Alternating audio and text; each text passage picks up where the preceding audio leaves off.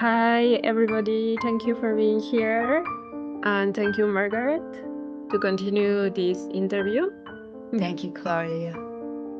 Okay, so today we're going to continue with some general questions, yes, about your work. More like how the people can get involved with your work. I mean, yes, and where they can get involved. So it's like I Okay. have two of the questions. How and where can... So I think the simplest way to access my work is through my website. And hopefully they can see my name. So it would be www.margaretphanes.com. Okay. So that's a simple, and that's a hub where they can see the different places that I might be exhibiting my work, or if I'm doing a retreat somewhere. The other place, if they want, and there's a portfolio so they can spend some time with individual pieces. If they want to look at the graphics that are in Pravir Malik's books that we talked about, they can go to Amazon and look under Pravir Malik, Malik, and those two books, The Dawn of the Flame Beings and The Cosmology of Light. They could get a sample of the graphics there. One other place that they can look at some of my short videos of sort of slideshows of my work on the Sri Aurobindo Association YouTube channel. I'll say that again, the Sri Aurobindo Association YouTube channel. Okay. They can find me on Facebook also. Yes, thank you. Instagram, no, just No, LinkedIn, yes. LinkedIn. Okay. I'm thinking about Instagram. We shall see. Okay. Thank you, Margaret. And so can you describe in a few words your work? Yeah, I mean, I already asked you in a few words that, but after, 7 words. So after you describe it in a few, you can simplify. Try and have a clip. So I was thinking about this and I wrote something down, but I thought, well, I would like to just make it as simple as possible. Okay. So my visual meditations are a reflection of light and conscious force. And those forms come from meditation, inspiration, and intuition. Going forward, as I continue to surrender to the Divine Mother, I am open to how the strength of working with light, the peace and the clarity is expressed in my work. Thank you very much, Margaret. It's something that I didn't ask you actually. And I just thinking that I should add it to the interview. What is a process? How is a day of work in your, like, how do you describe the day of work with art? I mean, you go directly to the computer and you begin there to do things, or you first go to the paper and use a color and then you do it there, or Well, off from before I the... do anything, Uh-huh. 1, meditate. 2, something either strikes me in meditation or an inspiration, or I see something that connects to, it would be helpful to visually express this for myself and maybe others. So that's sort of the preliminary. Now I have done sketches It just depends on how it feels, whether I want to do a sketch before I start on the computer.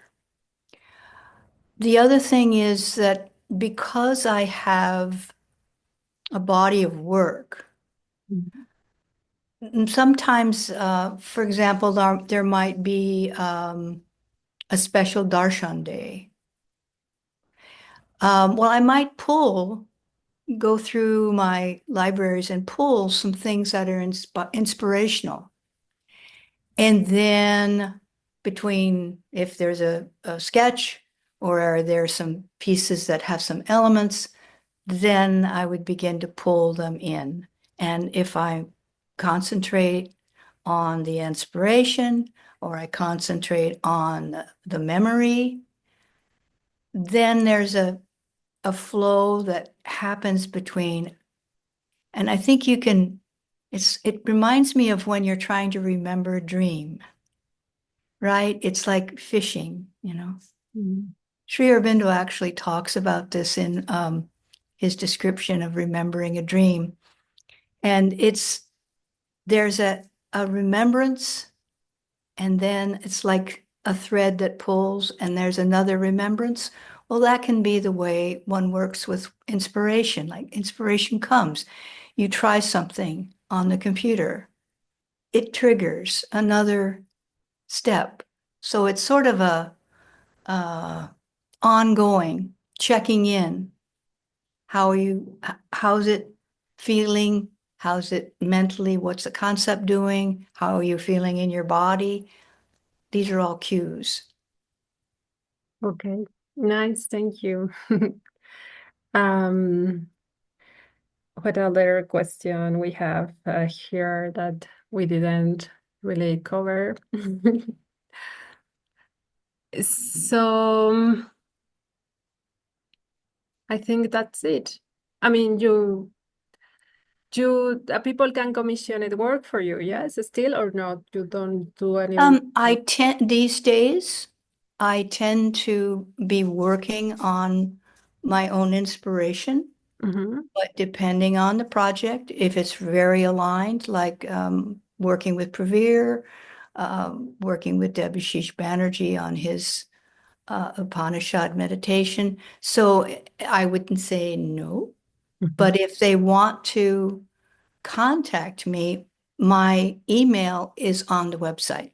Okay. That way I don't have to spell it out and all that for them, that they can. Um, but I think my age, I'm 76. So it's time to feel my vision and see my vision and manifest my vision. So that's the focus for now. Good. So you that you have been a teacher, yes, of digital art and all these kind of things. So what you can tell an advance to students and younger people in their careers when they are so young and to not lose the path. I know that you speak about the spiritual things, but I don't know if you can give something else for the younger people. So I think it's really hard when you're a young person starting out to hear your own voice, Mhm. to really, spend some time getting to know yourself rather than the overlay that you think you are. So even if it's not spiritual work necessarily, some kind of psychological healing work, something, it can be life coach, whatever, something that allows you to center yourself and really hear from your deeper self. What is it that you're here for? What is it that you'd like to do? If it's a creative area, you're going to need support because If you do commercial work, there's a lot of pressure on you sometimes for things that don't necessarily resonate with you. How do you handle that? If you're going to go out and do something that is more freelance, the stresses of not having that paycheck that you can rely on. There are all these factors, right? But it comes back to what is true for the person and trying to find that truth. If you can get to even an aspect of that, how you make decisions going forward is going to be more helpful, more whole, more healing. And if you're in the creative arts, you want to be more whole. You want to be healed because enduring is difficult. Of course. Yeah. So I'm on there's lots of advice. One of the things that's rather humorous is I was a technical teacher, software teacher, and I was a meditation teacher.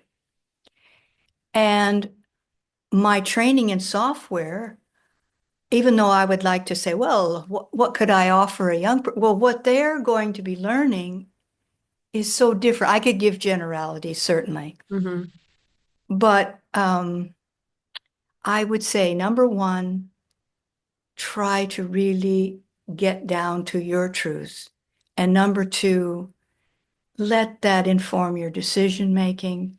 And then find resources and mentors that can help as you become more discriminating, help that process so you can learn what you need to learn and choose what place you want to express your creativity that will nourish you.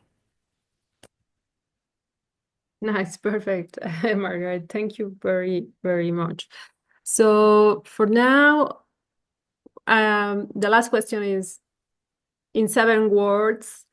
Which 7 words can tell us what is your work? Yes. Okay. Or which 7 words you identify more your work? Yes, like engage. Okay. Visual meditation, light, purification, fire, soul, spirit. Thank you, Margaret. Thank you. It's really been a joy to Yeah, exchange with you and share. this has been a beautiful journey of interview. And so, friends in YouTube or wherever you are watching this interview, please let us know something that a question or a comment. Please, you are welcome. Yes. And Happy to oblige. yes, don't forget to write whatever you want to know. Okay. Advice or something. So thank you, Margaret, Thank you. for everything. And thank you, Bye. everybody. Bye bye. Bye.